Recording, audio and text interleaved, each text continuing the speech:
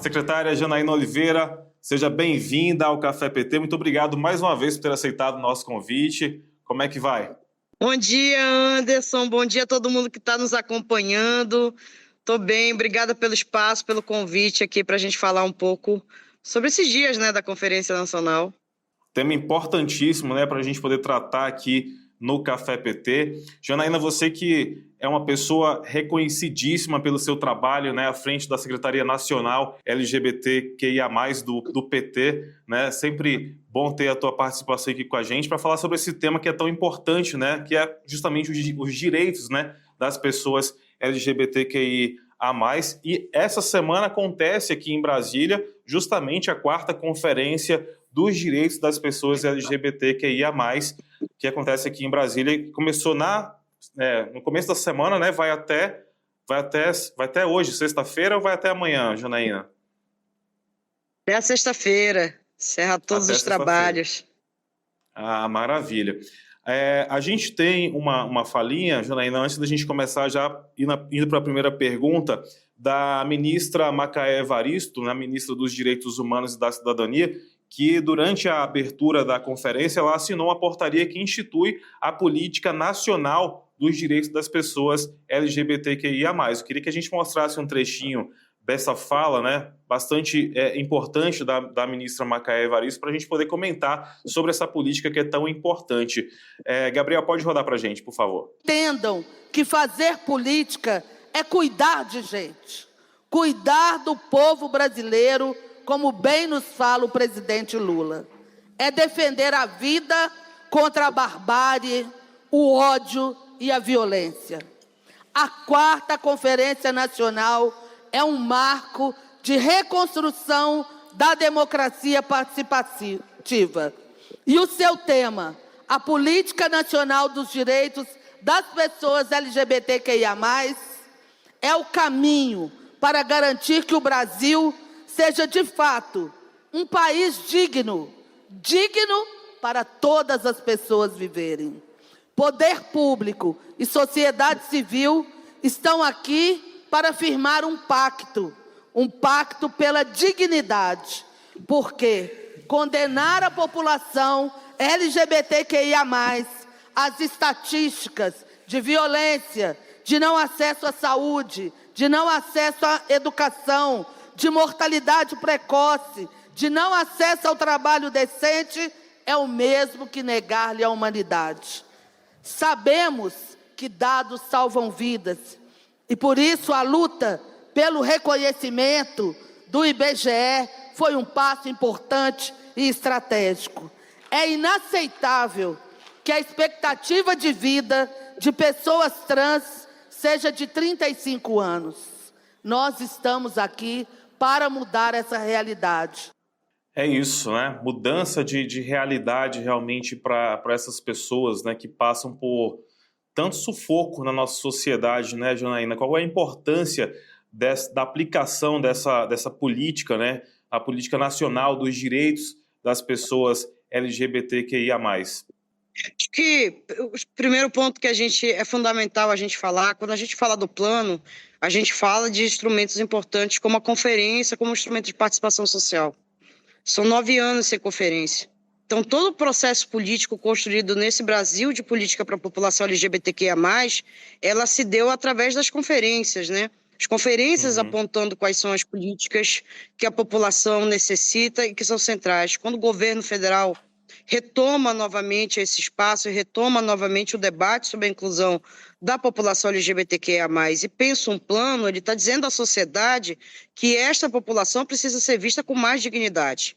E que nós estamos falando de vidas como projetos centrais, na luta da permanência das condições, ao acesso à educação, à saúde, à moradia digna. Quando a gente fala de um plano, a gente fala de uma ação que garanta que essas pessoas tenham acesso à política pública, que garanta que essas pessoas tenham direito a viver com dignidade, que garante que essas pessoas possam ser construtoras desse plano. Inclusive, a conferência tem esse papel de nortear o que será esse projeto e esse plano para o futuro, a partir de 2026. E sem dúvida nenhuma, quando a gente tem um presidente Lula à frente desse projeto, como teve a primeira vez quando a população LGBTQIA+, passou a ser reconhecida como parte de um projeto político de cidadania. A gente retoma novamente isso depois de longos, quase 10 anos aí de um processo fascista, ditatorial que a gente viveu no país e que impediu, inclusive, o reconhecimento do direito à população LGBTQIA+. Então, hoje a gente pode dizer que o que a gente está lutando para que esse projeto ele seja a cara daqueles e daquelas que precisam dessa política, né? A gente passou 10 anos lutando para ter direito a existir no espaço executivo, no legislativo, e quando a nossa ministra Macaé reconhece, né, essas dependências, reconhece que o Estado brasileiro acaba deixando a população LGBTQIA+, muito mais vulnerável, e diz, não, precisamos dar um basta, ter um plano de ação que garanta empregabilidade, que garanta acesso à educação, que garanta acesso à saúde, no reconhecimento de um projeto que é feito junto com a sociedade civil. A conferência ela é um espaço, né, como você falou, que concentra ali ideias, dali partem inclusive várias políticas públicas voltadas, né, para a população LGBTQIA+, e 9 anos sem essas conferências, foram 9 anos aí, né, de retrocesso, né, Janaína, porque foram 9 anos em que todas essas pautas ficaram paradas. Imagina se durante 9 anos tivesse acontecido essas conferências, quantas pautas importantes, quantas políticas públicas importantes poderiam ter surgido ao longo desse período, né? Não só ser surgido, né? A gente vem de governos progressistas, quando o PT assume, e o movimento social passa a sentar na mesa junto com o presidente, junto com o ministro, para debater a política pública. No governo fascista, no governo de golpe que a gente retrocede. Então, a gente tem integralmente as nossas políticas todas destituídas. Com exceção do kit gay, porque o kit gay nunca existiu. Nunca houve um kit sendo entregue nas escolas, mas houve sim um desmonte de todas, absolutamente de todas as políticas para a população LGBTQIA+, principalmente do Conselho, como principal instrumento de participação social. E é no governo Lula que a gente retoma todos esses espaços. Então, a gente passa a ter, pela primeira vez, uma Secretaria Nacional dos Direitos das Pessoas LGBTQIA+, dentro do Ministério de Direitos Humanos. A gente retoma o Conselho Nacional como espaço de participação. E a gente retoma a maior expressão de debate sobre o tema, que é a conferência. Então, a gente viveu as etapas municipais, a gente viveu as etapas estaduais, a gente está nesse momento aqui nas etapas nacionais, na etapa nacional. E é importante dizer, viu, Anderson, que nós tivemos muitos estados que dificultaram que a sociedade civil tivesse direito de ter sua conferência estadual, as suas conferências municipais, e o Conselho foi fundamental para assegurar que a sociedade civil pudesse realizar seus encontros. Essa é a primeira conferência em que a sociedade civil ela é amparada 100%, inclusive no seu deslocamento. Então, nós tivemos, por exemplo, estado como Santa Catarina, que o governo se recusou a realizar uma conferência. Então, no sentido de reconhecer essa população como parte da sociedade. E o Conselho Nacional, junto com o governo federal, junto com o Ministério, disseram não, é importante que todos no país, todas as pessoas possam debater nas suas conferências qual é a política que desejam. Primeira conferência após 9 anos. E eu queria abrir um parêntese aqui, Janaína, porque ano que vem é um ano eleitoral e eu acho que vale a gente dar uma reforçada em relação a isso, porque é importante que esse trabalho ele seja continuado, né? Porque senão, se houver uma mudança, e a gente está falando não só do governo federal, né, do poder executivo, mas também do poder legislativo, né? Preciso que essas pautas avancem, inclusive, no Congresso Nacional. Então, por isso que é preciso puxar justamente, né, convocar a sociedade para trazer esse pensamento e que quem você quer votar nas eleições do ano que vem, justamente para buscar realmente as pessoas, né, os parlamentares, os políticos que têm esse pensamento progressista para que essas pautas elas possam manter, né? É central. A gente não pode falar do executivo brasileiro se a gente não falar do legislativo. A sociedade precisa entender a importância de ter parlamentares que sejam parlamentares comprometidos com o povo. A gente não pode ter um parlamento que a fé seja utilizada como instrumento para promover o ódio.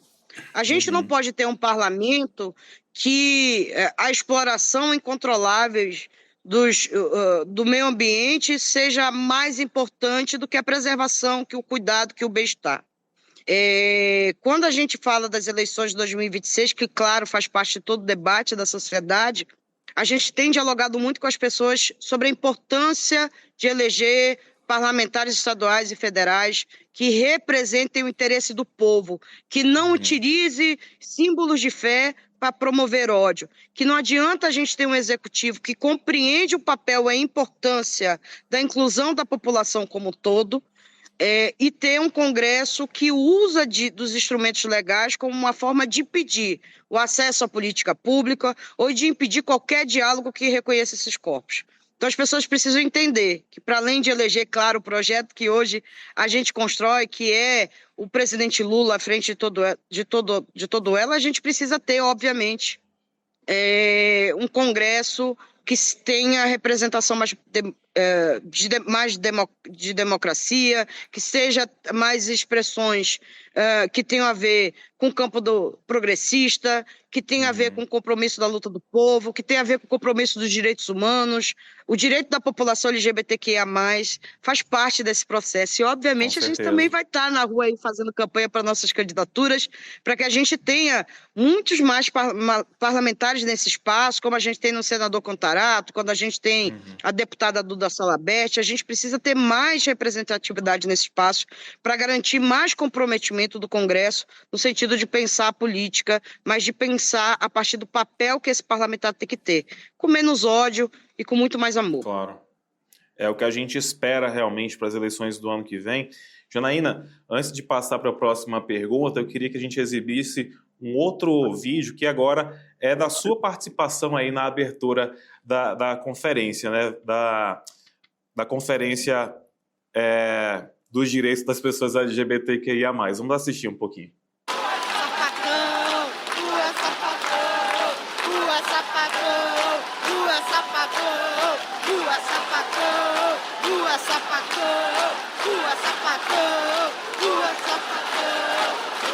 E quero pedir licença para destacar, como uma mulher negra e lésbica, sapatão, a importância de falar de nós nesses processos. Durante muito tempo nós fomos invisibilizadas dentro e fora do movimento. Mas é impossível falar de luta LGBTQIA+, sem reconhecer a força das mulheres lésbicas e sapatão, que abriram caminhos, que sustentaram coletivos, que criaram estratégias de sobrevivência e que hoje, com orgulho, ocupam espaços de poder e decisão. A presença das lésbicas e sapatão nesta conferência é uma afirmação política. Nós existimos, resistimos e temos muito a dizer sobre o país que queremos construir. É isso, né? Reconhecimento justamente da visibilidade lésbica, como você trouxe, mas também o reconhecimento do público, os militantes, né? A militância que estava presente aí no evento também. Você foi ovacionada, inclusive, aí, né, no seu discurso, também aplaudida de pé. Mas é isso, né, Jana? Realmente trazer realmente a importância da visibilidade lésbica também, né? Não, é central, é central. Acho que a gente vive hoje um cenário no país de violência contra as mulheres, que se a gente não reconhecer, qual é a identidade dessas mulheres, né? E quando eu quis demarcar ali, né, a mulher negra, lésbica e sapatão, foi para demarcar, inclusive, essa existência desses corpos que, na resistência do dia a dia, a gente também propõe, a gente também constrói, a gente também formula, a gente também tem projeto e a gente quer ser visibilizada nesse processo. A luta contra o patriarcado, contra a misoginia, elas são ordem do dia, precisam ser ordem do dia, mas a gente precisa entender que não é possível fazer esse debate se a gente não tiver todas as mulheres empoderadas para estar nesse espaço, para fazer o debate. Eu quero agradecer muito o carinho que o plenário teve aqui comigo na conferência. Eu não esperava todo o carinho, não esperava a quantidade de batida de leque, de palmas. Mas foi muito bom sentir que quando a gente falou sobre nós, todas as pessoas que também não, né, as pessoas que são héteros, as pessoas que são gays, que são travestis, transexuais, bissexuais, não binários, essa diversidade de representatividade nessa conferência pôde estar expressada aqui do norte ao sul do país. É a primeira conferência que garantiu igualdade entre os estados para ter a participação com um novo método mais diverso, mais inclusivo, e a gente poder ter esse espaço para falar sobre esse momento, né? Para mim foi um momento de muita emoção, porque foram mais de 9 anos do nosso apagamento, da nossa história, da nossa luta, e de muita resistência, e encontrar esse momento que é a conferência, que é uma construção que não é feita só para quem está no cenário nacional, mas para quem está na ponta, sabe? Quem pôde ter a oportunidade, como eu, de acompanhar conferências em municípios no interior, o esforço que a nossa militância, que o povo teve para fazer a conferência, para debater a política, para falar sobre a necessidade de inclusão, e o movimento lésbico muito forte nesse processo. Então as mulheres lésbicas de Sapatão muito organizadas para estar em todas as conferências, para participar e para falar de participação, assim como a gente também reforçou nos últimos dias a importância da gente não falar de divisão. Né, o movimento LGBTQIA+, é um movimento de unidade. A gente não quer excluir ninguém, a gente quer incluir as pessoas, a gente quer que todas se sintam acolhidas e que todo mundo saiba que a luta de cada um é a luta de todos nós também. Com certeza. Então, demarcar esse momento foi fundamental, né?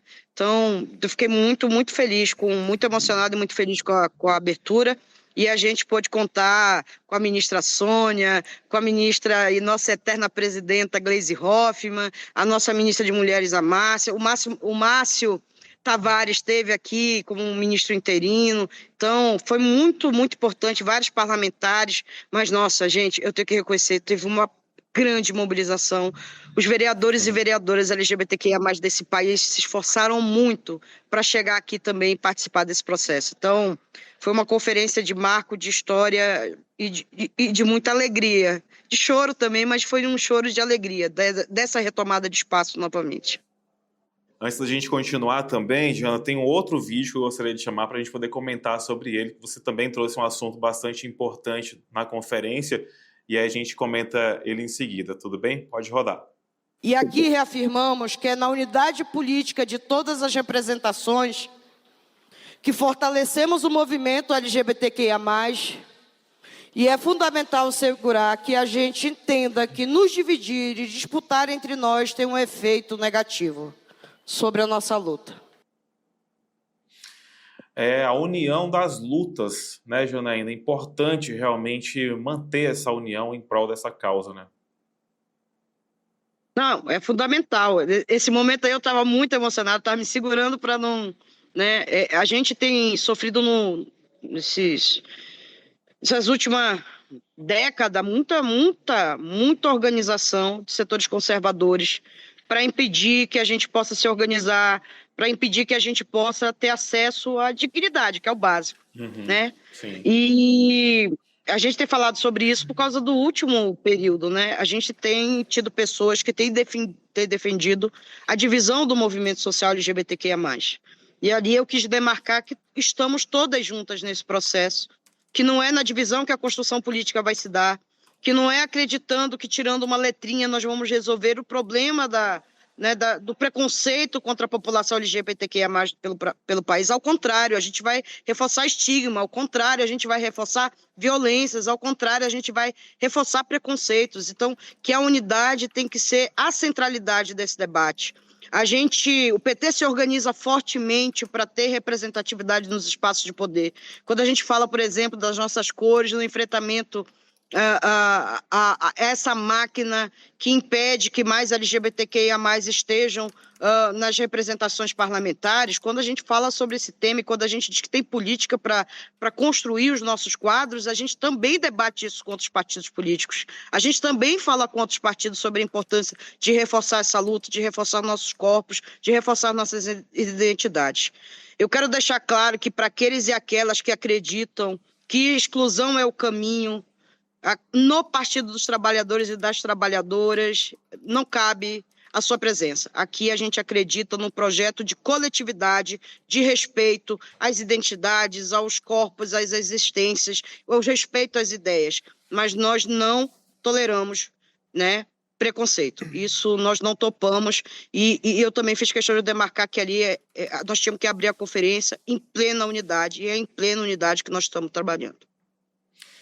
E a gente observa também, Janaína, que do jeito que é importante ter essa luta, né, em prol dos direitos LGBT, a gente observa que também há uma luta contrária, né, uma luta contra justamente esses direitos LGBT. É por isso que é preciso que essa luta ela seja contínua, né, que seja fortalecida sempre. A gente está aí à beira, inclusive, da aprovação da criação de uma liderança cristã no Congresso, né, que nada mais é do que a união, né, de parlamentares bolsonaristas extremistas que vão ali se reunir para votar justamente pautas contra os direitos de minorias, como a população LGBT, num país que é um país laico, né? Então a gente observa que o trabalho deles também é incansável na luta contra os direitos das minorias. Então é por isso que é tão importante que justamente essas minorias se unam, né, para que possam evitar que medidas como essa continuem acontecendo no Congresso também, né? É central. Assim, as pessoas precisam compreender o seguinte: nós não estamos combatendo religiões, nós não estamos Exato. combatendo a fé de ninguém, nós estamos combatendo o preconceito, nós estamos combatendo aqueles e aquelas que utilizam da fé para fazer o discurso de ódio, nós estamos combatendo aqueles e aquelas que utilizam da fé para promover a violência. Nós estamos lutando contra aqueles e aquelas que são contra políticas públicas de inclusão e de proteção de corpos. Então, quando a gente aborda o tema LGBTQIA+, quando a gente aborda temas como o tema das mulheres, da autonomia do corpo das mulheres, quando a gente fala sobre a importância do enfrentamento ao racismo no país, nós não estamos de mimimi, pelo contrário, nós estamos dizendo que as pessoas têm direito a viver. Quando as pessoas falam de fé, as pessoas falam de vida. A gente também fala de fé, a gente também fala de vida. O que a gente combate são os preconceitos. E essas pessoas que estão no Congresso ocupando espaço, utilizando da má fé como forma para combater a existência das pessoas, elas precisam ser enfrentadas. Por favor, você que está aí do outro lado, que está nos ouvindo, que está nos escutando, entenda, nosso objetivo não é destruir ninguém. Nosso objetivo é garantir que o preconceito não destrua vidas. E aquele e aquela que tem um preconceito como mote de campanha não merece o voto de ninguém, porque essa pessoa defende a violência, essa pessoa defende o ódio, essa pessoa não defende o povo. É sobre isso que a gente quer chamar a atenção das pessoas. Porque quando essas pessoas descem do Congresso, elas fazem da nossa existência uma arma contra nós mesmos. Eles podem se armar como quiserem, né? A nossa arma são as ideias. As nossas armas é debater a partir da democracia. As nossas armas é acreditar que todos têm direitos, todas as pessoas têm direitos. E o Congresso é para todas as pessoas. É nisso que a gente confia, acredita e não tem dúvida. Por mais que eles se organizem, a gente continuará se organizando também. Eles deram um golpe, continuamos firmes. Eles ocuparam o governo e tiveram uma gestão fascista, nós nos mantemos firmes. A gente não recuou um minuto, a gente continuou lutando e vamos continuar lutando até que nenhum ser humano nesse planeta sofra qualquer forma de preconceito em função de raça, orientação sexual, identidade de gênero, sabe? Essa luta é de todos nós. Nós precisamos combater quem pratica a maldade, utilizando a fé como instrumento para a difusão do ódio. É isso. Com certeza, e muitas das pessoas, né, LGBT só querem o direito de existir, né, direito que até esse querem tirar dessas pessoas. E, Janaína, também foi assinada a portaria de trabalho digno, né, também na abertura aí da conferência, trabalho digno, educação e geração de renda LGBTQIA+, com atenção especial a pessoas negras e transexuais, para combater a LGBTfobia nos ambientes de trabalho e também garantir condições dignas de trabalho, né? Qual que é a importância também dessa portaria ter sido assinada também para essas pessoas? Primeiro, deixar registrado que ela é uma demanda de luta do movimento social, né? É um trabalho construído a muitas mãos, não só da gestão pública, mas da própria participação direta da sociedade civil. E eu quero falar um pouquinho, o Banco Mundial tem feito uma pesquisa muito importante sobre a população brasileira LGBTQIA+. Inclusive, um pouco dos dados que eles têm divulgado fala, inclusive, que a população LGBTQIA+, tem falado muito de educação como uma ordem de prioridade. Mas o movimento trans, o movimento negro LGBTQIA+, tem dialogado sobre isso, né, sobre trabalho digno.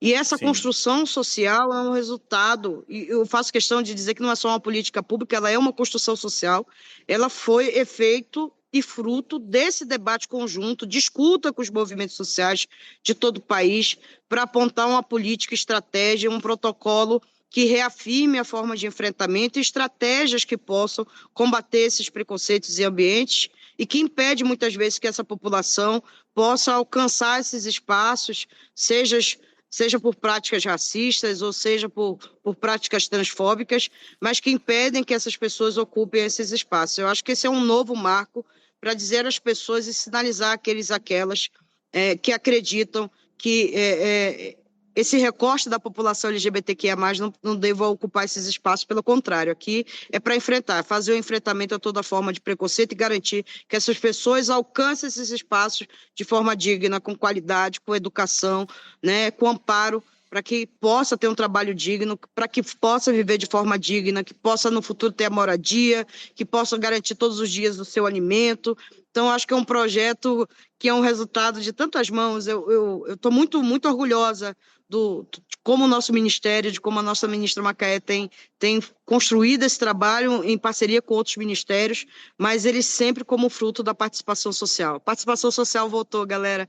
É um governo onde todo mundo pode participar, todo mundo pode colaborar e o resultado final é um trabalho conjunto, é um trabalho de todos nós. Quer dizer, um avanço importantíssimo, né, para essas pessoas realmente, né, na garantia dos direitos básicos, né, que a população LGBTQIA+, tanto precisa. E, Janaína, aqui na Secretaria Nacional LGBT do PT, você tem sido aí bastante atuante, né, na defesa dos direitos das pessoas que representam essa fatia tão importante da população brasileira. Mas eu queria te fazer uma pergunta. O que essa luta realmente ela representa para você? Existência. Gente, eu faço parte de uma história que é uma história difícil, como muitos outros LGBTQIA+, né? Eu, infelizmente, quando a minha orientação sexual se tornou pública, ela virou motivo para eu não permanecer no meu seio familiar, né? Uhum. E foi naquele momento que eu percebi que ficar no armário não seria suficiente para minha existência, como muitos de nós imaginamos. Então eu resolvi, eu não posso só ser alguém que quer lutar pela minha vida, né?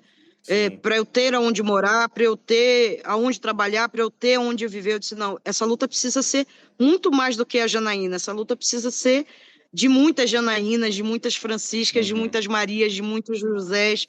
Essa luta e essa existência me levou a participar do movimento. Eu não conseguia, eu participava do movimento negro, do movimento estudantil, eu não conseguia fazer parte do movimento LGBTQIA+, porque tinha muito receio. E no momento que esse armário foi quebrado, que teve consequências óbvias, mas ela me fez repensar, porra, eu preciso ir para a luta, a gente precisa lutar junto. Então, o que me motivou, a partir da minha própria realidade, entender, eu não vou conseguir fazer mudança ficando aqui parada, eu preciso ir para a rua. E essa mudança também me levou ao Partido dos Trabalhadores e das Trabalhadoras, né? Estou aqui até hoje, acreditando nesse projeto, sabendo que é um projeto que promove mudança. O partido é um partido que promove mudança na vida das pessoas. Mudou a minha vida, a minha existência. Eu encontrei uma casa que eu pudesse lutar junto, que tivesse outras pessoas lutando junto comigo. Então, acho que a existência é a centralidade da política, do que eu defendo, do que eu acredito, do que eu projeto, do que eu quero. Do que eu posso viver hoje, eu quero que todo mundo possa viver também. A gente quer ter direito à segurança, andar, a ir e vir, sem ter medo de ser quem nós somos.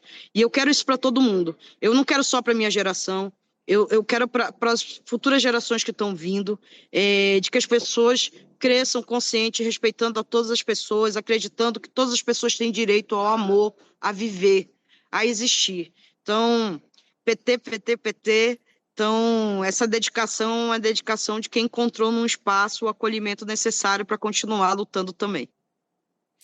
Eu tenho certeza que muitas pessoas também são acolhidas, né, e têm as vidas transformadas também por meio do seu trabalho. E eu quero, desde já, parabenizar você, Janaína, pelo seu trabalho aí à frente da Secretaria Nacional LGBT do PT, que eu tenho certeza que você desenvolve aí não só com competência, profissionalismo, mas também com o coração e pela experiência de vida que você também tem trazido aqui para dentro do Partido dos Trabalhadores. E eu quero te agradecer mais uma vez também por essa conversa, por ter vindo conversar com a gente aqui, mesmo que de forma online, mas o espaço segue aberto. E para finalizar, eu quero deixar o espaço aberto também para que você possa falar diretamente com a militância do PT, deixar o seu recado aí para as pessoas que estão te assistindo agora. Anderson, muito obrigada pelo espaço, obrigada por esse momento. E galera, vamos lá.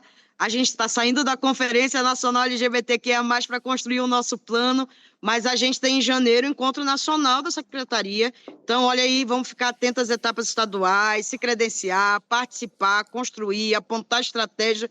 2026 é um ano central e ela vai ser uma continuidade do que a gente está construindo em 2025, o plano da política da população LGBTQIA+, mas a gente tem muita tarefa aí para construir. Tem congresso do PT, né? Tem eleições, então a gente tem muito passo importante para dar. Então, militância, bora se mobiliza, bora para esse encontro, para a gente fazer a revolução, não só no país, mas dentro do PT. Maravilha, muito obrigado mais uma vez, Janaína Oliveira, nossa secretária nacional LGBT do PT. Bom trabalho aí para você na conferência, viu? E a gente se fala em outras oportunidades aqui no Café PT. Um grande abraço. Não vai faltar. Beijo. Beijão, tchau, tchau.